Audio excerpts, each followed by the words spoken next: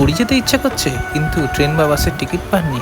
একদম চিন্তা করবেন না, কারণ আপনাদের জন্য জার্নি বাইটস আজকে এক অজানা জগন্নাথ ধামের সন্ধান দিতে চলেছে। এর অবস্থানটা কোথায়?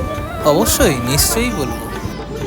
সেটা জানতে গেলে ভিডিওটা মন দিয়ে পুরোটা দেখতে হবে।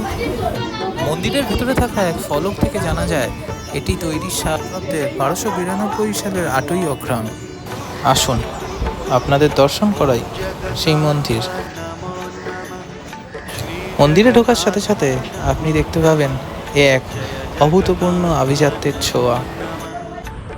দর্শন করুন প্রভু জগন্নাথের।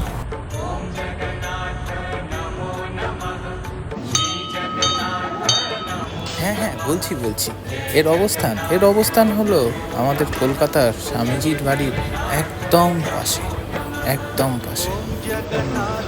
ভোগ রান্না হচ্ছে।